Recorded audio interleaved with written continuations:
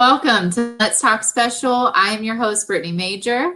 Today we have Christy. She is going to be joining us. And the topic is we're going to be breaking the chains of the stigma surrounding mental health. We want our viewers to know that there is a support system out there. There are resources out there. You do not have to fight this battle alone. In the special needs community, we often deal with parents or family members dealing with mental health issues, as that be anxiety or depression. These are ways that have helped us overcome those obstacles. We still fight day to day, but we need to find what's best for us so we can have better days than we do have our hard days. So thank you so much for joining us today. And here, Christy.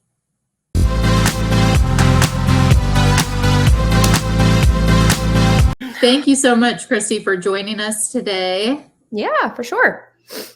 So what I love about this show is every single episode we've had so far, you guys have picked your guys' topic of what you want to discuss. So if you don't mind, can you share why you felt like mental health awareness was something really near and dear to you? The biggest thing is because it's not talked about as much as it should be. I know when I just had my oldest, Vivian, who is almost 6.5, I feel like it was like taboo to talk about, like, I'm struggling, like, yes, I have one child, but like this is hard. And I didn't like recognize those feelings I feel like I should have.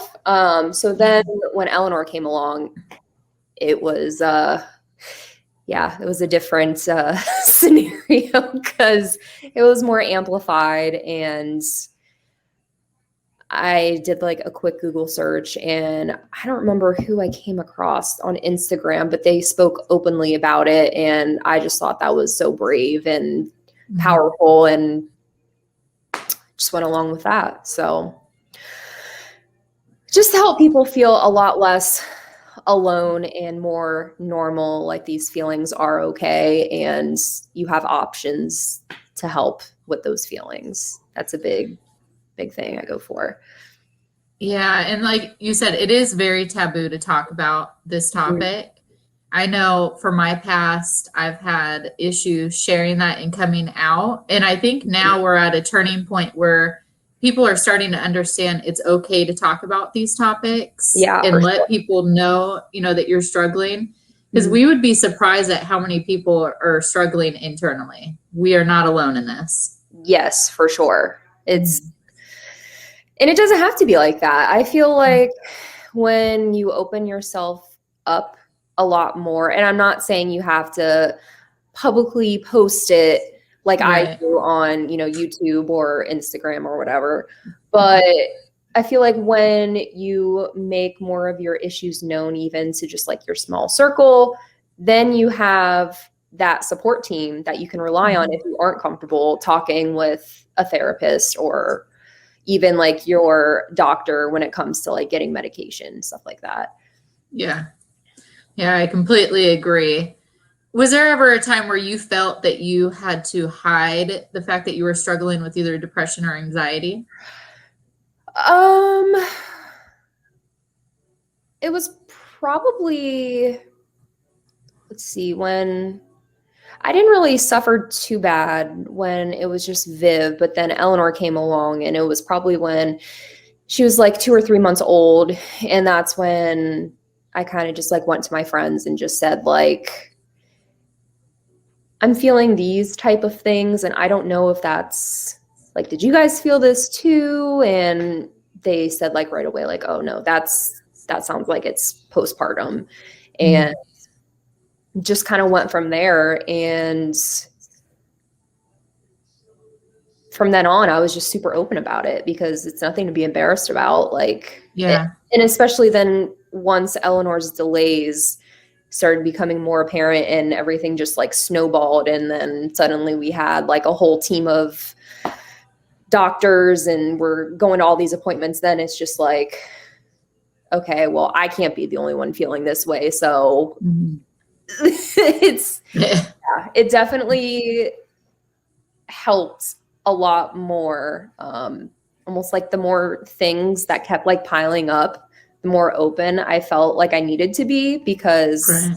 I so badly wanted someone to say like, oh, I get it too. Like, we're going through the same things. And, but so I kind of just wanted to be like that resource of, I guess, like comfort for somebody who doesn't feel comfortable even talking to anybody about it. If they come across, our Instagram or our YouTube page, like, okay, well, she's going through the same thing similar. And, I see how openly she talks about it. So maybe I should start to feel a little bit more comfortable and try to get help or whatever they need to do. So, Yeah. Yeah. For me, I've struggled with anxiety pretty much since, being a teenager up to adulthood. So that's something that I struggled with prior. And then, like your first child, I struggled with postpartum depression. And then when we got Major's diagnosis, that's when it kind of really hit. And I was the type of person where I hid that from other people. Right. And internally, I felt embarrassed or ashamed that I had these feelings. So I was trying to hide it. And even with my husband, I would pretend that I was going on like an errand, but really I needed to go and release everything that I was feeling. So I would go on drives and kind of just lash out, Yeah. But I got to a point where I was like, I can't keep on this trail of hiding things. I need to be open with it, because if I'm hiding it, then I'm not helping myself, get to a better place. I kind of went down this, little rabbit hole, and I was very thankful that I kind of broke free from trying to hide how I was feeling. And there's no reason why you should feel embarrassed or ashamed, because there's a lot of people feeling the same way that you are. Like you said, you just want people to know that you're not alone in this. You're not, like, it's so people think of mental health kind of differently. It's something that you don't speak about. You kind of put this mark on it that you should be embarrassed. And that's like you're crazy.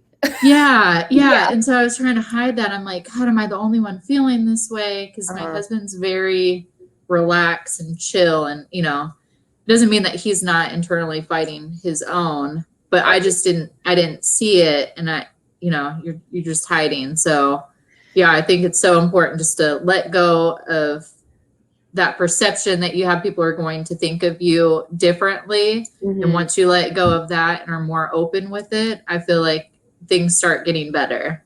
Yeah. And I remember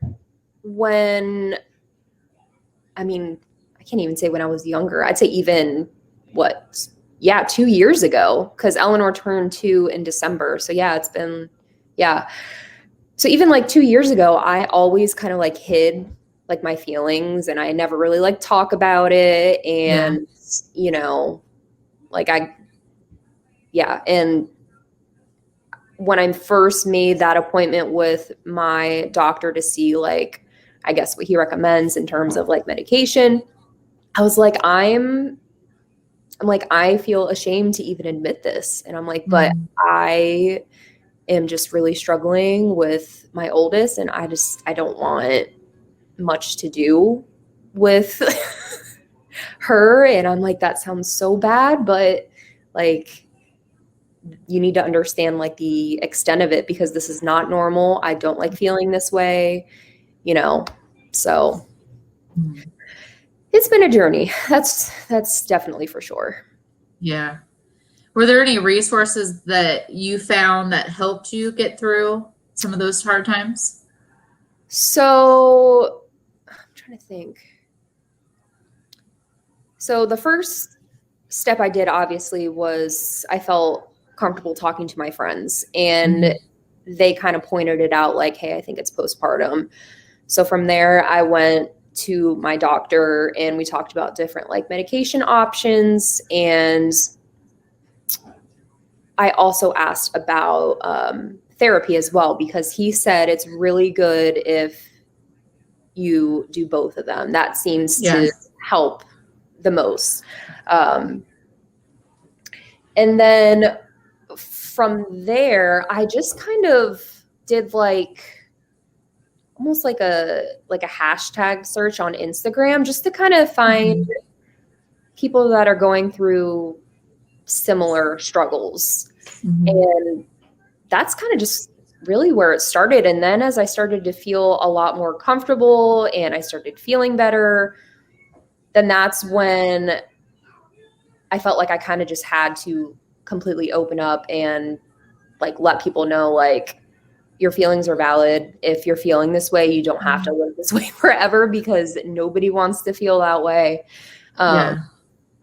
So yeah, there's definitely a lot of resources out there. You just kind of have to know how to find them correctly, and like what your comfort level is as well.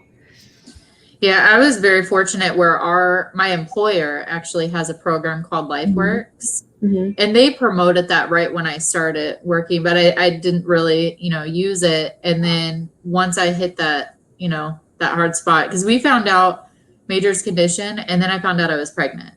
Oh my gosh. Yeah. And I think it was like a matter of less than a week later, we found out that we were pregnant. And at that point, we didn't know, is this something genetic? Is it going to pass on? So that really caused like a snowball effect of, I was already trying to deal with this diagnosis. And then now we're having another child, and the anxiety level just hit the roof. And, I was pregnant. So I was like, I need to make sure that I'm having a healthy pregnancy. Right. So I reached out to LifeWorks, and our employer, we get 6 free counseling sessions. And for me, I'm a person that I need to talk my feelings out. Yes. I have to talk. And so therapy for me was the right choice. And even so, I went to in-person therapy. I started feeling, better. And then COVID happened. Yes. And then let's add on more stress, like, I'm pregnant now in a pandemic, and we have a child that is medically fragile. And then, we have this virus out there that we don't know. And I felt like my top priority should be my mental health, to make sure that I'm there for my kids. So even though therapy stopped in person, I never really thought over the phone was going to work for me.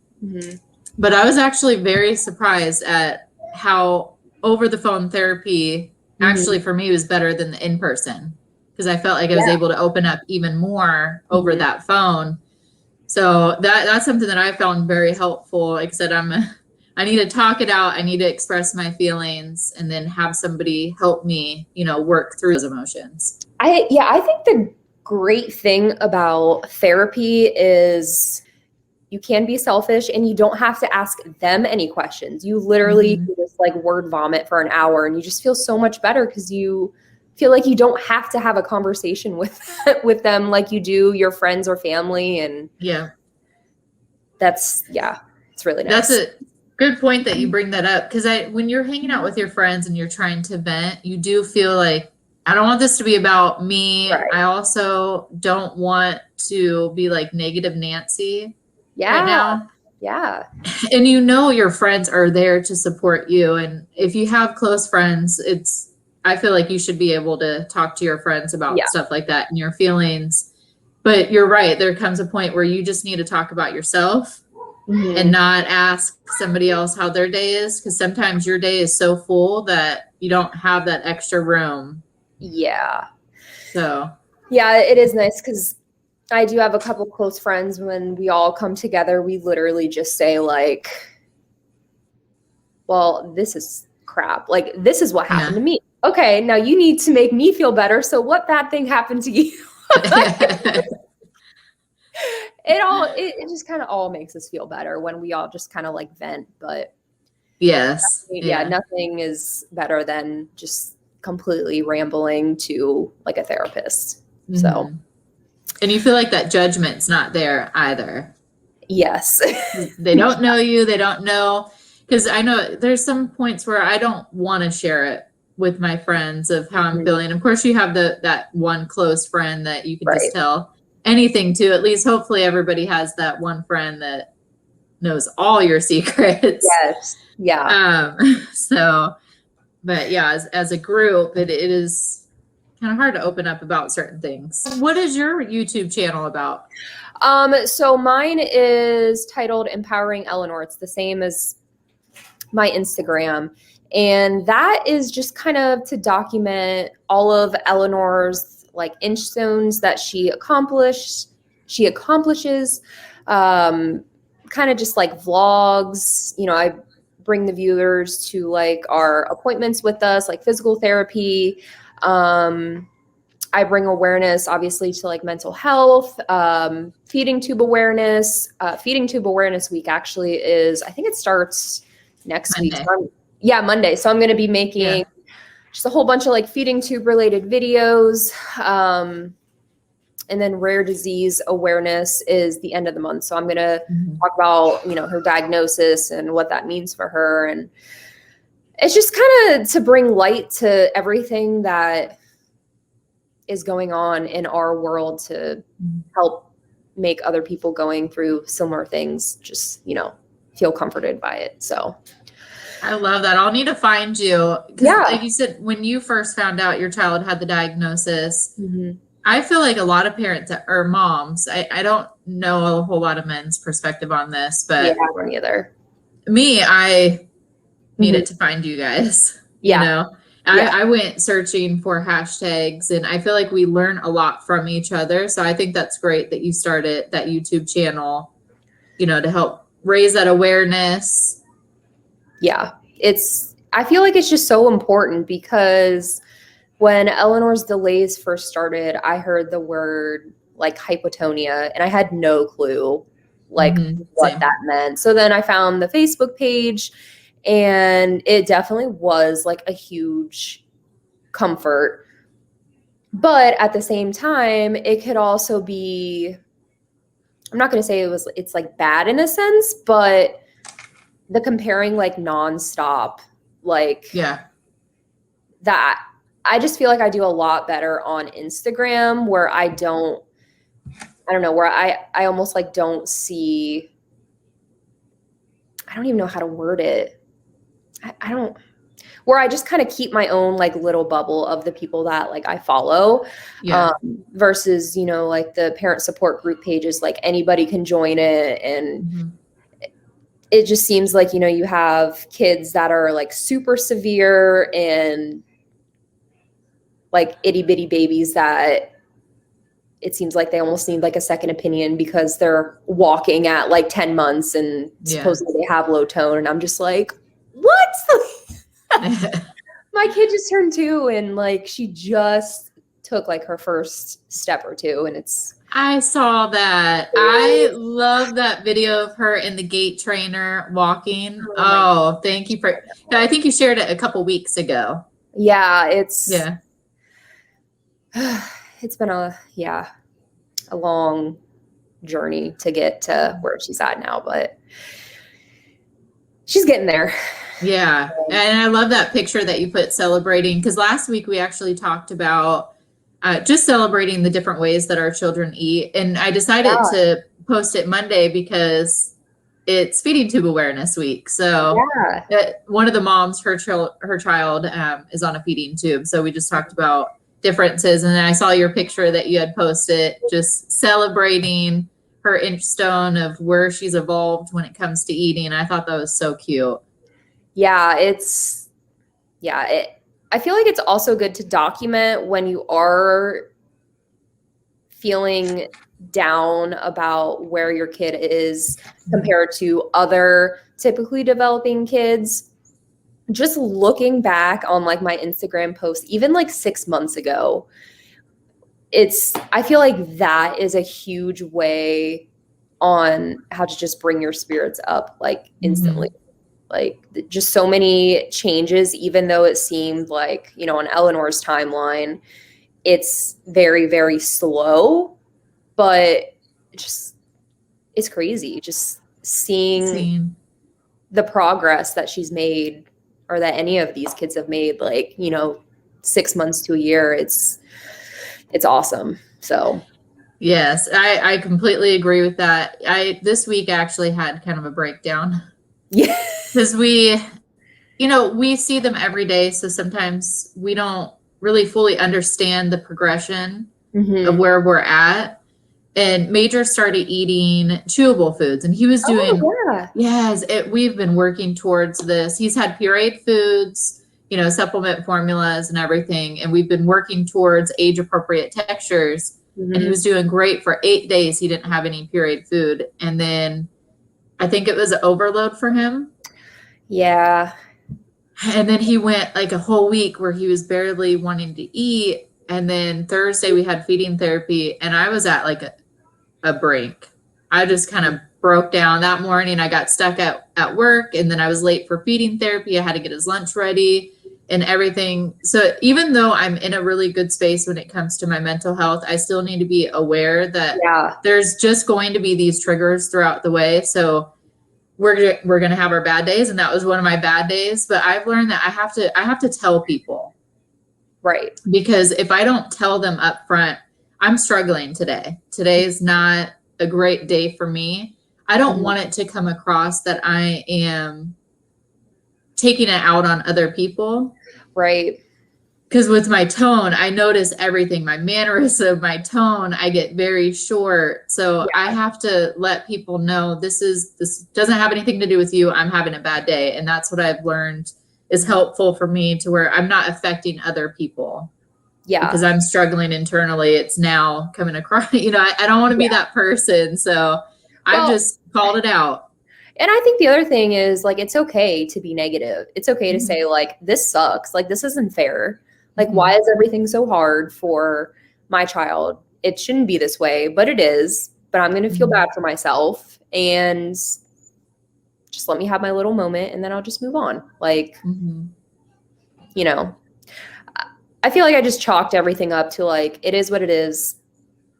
So I remember when Eleanor was, I think it was right around her like first birthday, and I did something horribly stupid, and I YouTubed like, what was it? Like on YouTube, it was 1-year-old like milestone. Like, how people make like, oh, this is what my 6-month-old is doing now, and this is what they're eating. Like, I did that. And I'm like, why would I do that? Like, that was so dumb. Like, I should know. This is before we even had her diagnosis.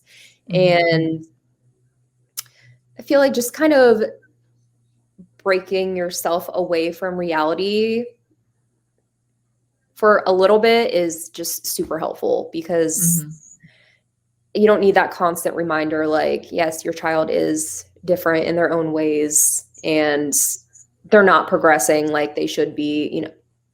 That ship has sailed. We'll just move on. This is who they are. And it's all you can do. Just keep doing therapies, and that's it. So, yeah, I feel like a lot of people, when they're in the beginning stage, they do a lot of that comparison. I remember my first post on the support group, and now I'm like, okay, now I understand the comments and the response that I got. But I was trying to compare. I was trying to find that answer of what's his future going to look like, with this condition. Nobody knows. And you cannot compare. Nobody knows those answers. So I know they have those channels for a reason, because that does kind of identify, hey, they're not hitting these milestones. And for a lot of first parents, they kind of don't know that timeline of milestones that they're supposed to hit. And I did look that up because I was so concerned, and the doctors kept saying, no, he's fine. He's fine. So I was that mom too that went on, and I was like, I feel like there is something, and I'm like, he's not hitting that. I just saw a big difference between the videos. But once, like you said, you get in that comfort zone of it is what it is, you start to feel better about the situation. You try to not compare as much as what you did, but then you still have those days where you're reminded. Yeah, it does suck. Yeah. I feel like I'm so comfortable with, like her having like a feeding tube and where she's at developmentally, with like her gross motor skills. Like, even though she is 2 and she should be, running and jumping and doing all these things, like, it's hard for her to just stand up and hold that for more than like 10 seconds. So what's really tough is like when we're out, you know, at like, I don't know, a store or whatever, and I don't have her stroller with me and she can't really stand up for that long. So I just have to like sit her on the ground, or even like doctor's appointments for myself if I have to bring her, and they're like, okay, just, you know, go step up on the scale, and, you know, she can just go stand over there. And I'm like, well, she can't really stand too well yet. So, and just the looks like, oh my, what's wrong with her? Like, why? And I haven't had anybody like say anything, but I can definitely tell like they're looking like, why is she not walking? Like, she looks so typical, which, yeah, that's another issue itself. Yeah. And we're all curious, you know. I know me, when I see a child that may be in a wheelchair, we're all curious about the situation. And now that Major's getting older, it is more noticeable. Yeah. You know, and people do kind of look, they don't want to say anything, but that's why I wanted to create this channel, is just to create normalcy around it. I don't mind if somebody asks me, to be honest. I'd rather educate somebody and let them know what's going on. That way it's not, they're not feeling, you know, awkward. They want to say something. I had one mom at this park. My daughter was doing soccer, and she kept looking at Major. He was in his little seat, you know, and our kids were, I think, like a week apart. They were super close. He's running around. Yeah. And, you know, I had a new baby. And so she said, oh, it must be so hard, you know, with them running around, getting into everything. But the way that she was looking, I could tell that she was kind of fishing for me to kind of divulge in that. But I did. I just said, you know, he has a condition. He's not there yet. We're working on it. I just kind of called the elephant out so she didn't feel awkward. And just, it was like, it was nothing when she said it. And that was the first time where I was like, okay, I feel free just sharing this now, where I didn't before. Yeah, I've had that a couple times where I would tell somebody about Eleanor and their immediate reaction is like, oh my gosh, I'm so sorry. And it's like, you don't have to apologize. Like, it is what it is. Like, we're just, I feel like, kind of so used to it at this point. I mean, at least I am. But then you do have the people where I feel like, well, I'm trying to think of an instance. Oh, I had a dentist appointment last week. I had to bring both my girls with me, and Eleanor did not want to sit in like the chair by herself, like just a waiting room chair that was, you know, right next to me. And she wanted to sit on my lap. And then the dental assistant said like, okay, we're going to go take x-rays. Like, you girls just go over there, wait in the hallway. And as soon as I let Eleanor down and she did like her super fast, like butt scoot crawl type of thing, she was like, almost like, what was that? I was like, no, it's okay. I'm like, she has special needs. She can't walk yet. And I could tell she felt bad. And I don't want people to feel bad. Like, it's, you know, it's just who they are, you know? It's their life. Yeah. I also looked at adults who had special needs. Because, you know, again, we're curious. We want to know. And what I saw along the way that helped me is there's so many adults that have these wonderful lives. They're disabled, but it doesn't mean that they don't get to enjoy the same things that we get to enjoy. They're fulfilled in their life. So, I mean, that helped me a lot too, is just seeing, I actually have a friend. She was first a coworker, then became a friend. She has cerebral palsy, and just seeing how much life she's full of. And no matter, she is in a scooter, but she doesn't let that hold her back at all. She loves her life. She's very successful. She has moved from state to state, you know, just trying to find her place. So that just brings so much warmth to me. And it's hard to be sad for your child when you're like, no, they're going to have a great life. They're happy with their life. If they can't walk, that doesn't mean that they're, you know, their life is going to be not good. Right. So, I mean, that's helped me, is just finding other adults that have disabilities and just knowing that it's going to be fine. Yeah, I totally agree. And medication helps even out your thinking as well too. When you are having those bad days, it just kind of peps you up just a little bit, just to take the edge off. But yeah, I feel you on all those. Yeah, I used to be on medicine, and then I was able to wean off, because before Major came, I did great with my anxiety. I went a few years where I didn't have any issues whatsoever. And then of course it like hit me. Yeah. It's like it was waiting in the back of my head just to come out, and then it kind of hit full force. But like I said, I was pregnant at that time. Yeah. So for me, therapy has been super helpful, and I have to exercise. I have to. I should probably do that. I'm just over here thinking about what I want to eat at McDonald's. Well, I said exercise. Hey, I also have a McChicken every now and again. I will say I was proud of myself, because yesterday I got McDonald's for the kids, just something super easy. And I got my McChicken, but I took the bread off. But that is some willpower. It was delicious, though. I will say that. Well, I took one bite and I was like, you should probably just take the bread off, So I did. But no, exercise helps me, especially when I notice a huge difference when I don't work out for a couple days. That constant like racing of your heart, you're trying to catch a breath. That's how it is for me when I have anxiety and when it's built up. Mm-hmm. So I notice a big difference. I need like that 30 minutes to an hour to myself. And when I'm having those really bad days, I push super hard. That's interesting. So I'm trying to think.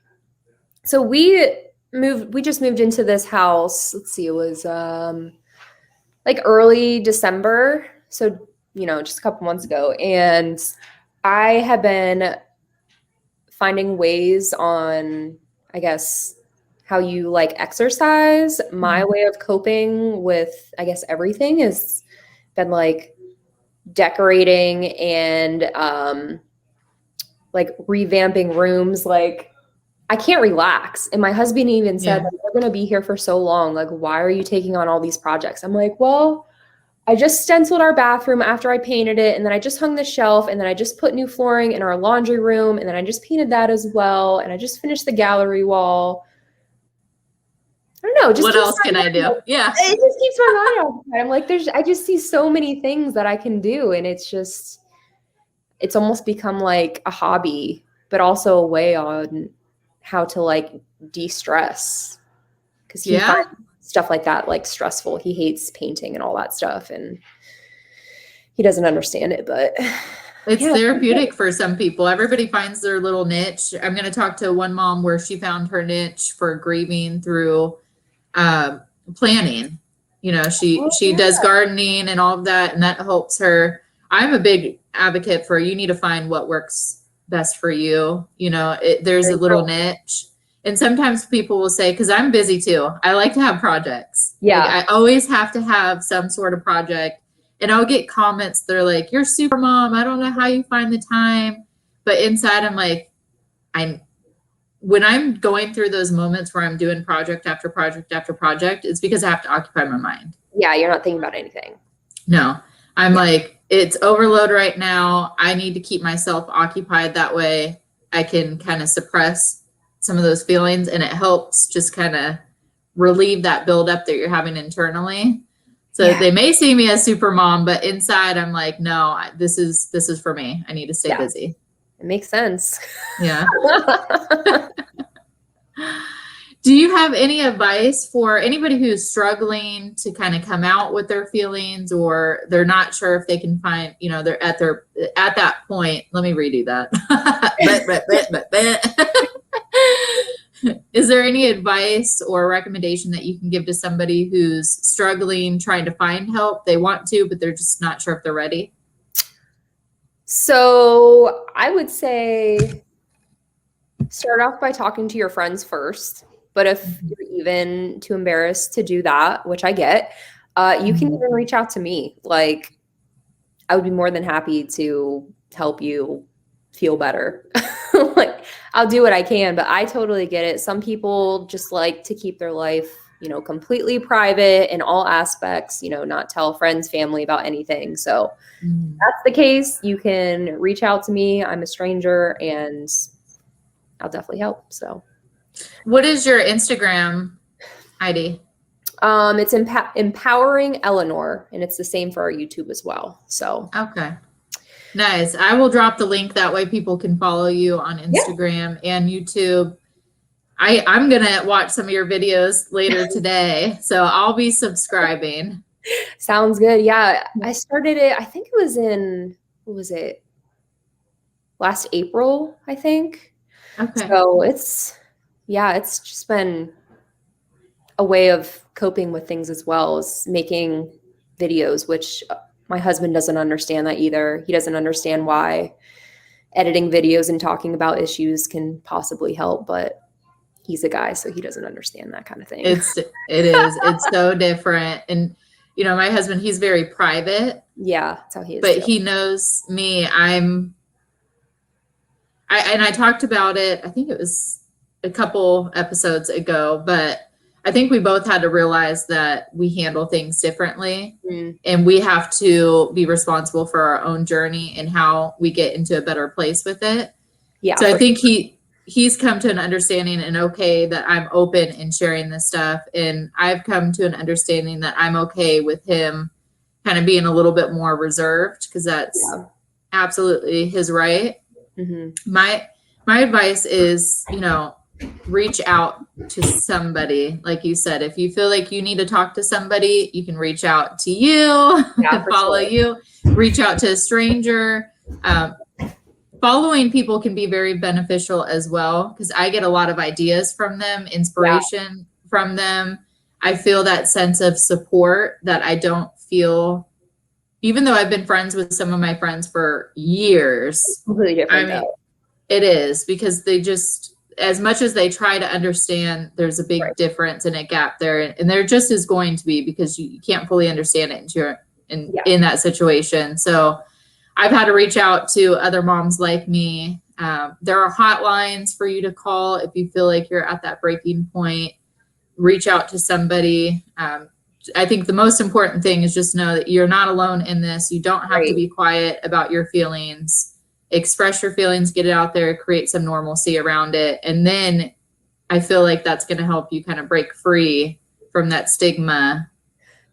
Yeah, I think the other thing is like if you don't feel comfortable like physically talking to somebody is to join like the Hypotonia parent support group and just do a quick like, hey, I'm new here. My kid has low tone. I just need like some support. And you'll find like so many people are willing to like reach out and just say like, I'm here if you need me, even though you have no clue who I am. Yeah. But it helps. It helps. So much. So it does. Sometimes you just need to vent. And sometimes those groups are the best ones to vent for because you get a lot of advice or people just listen and they're like, I completely understand where you're at. Yeah, for sure.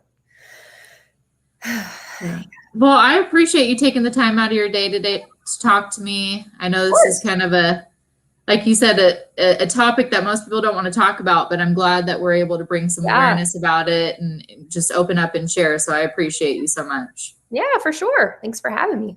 Yes. Well, I will let you get back to the rest of your day. And again, you were a pleasure. It was great speaking to you. Yeah, you too. Talking to an adult, it's nice.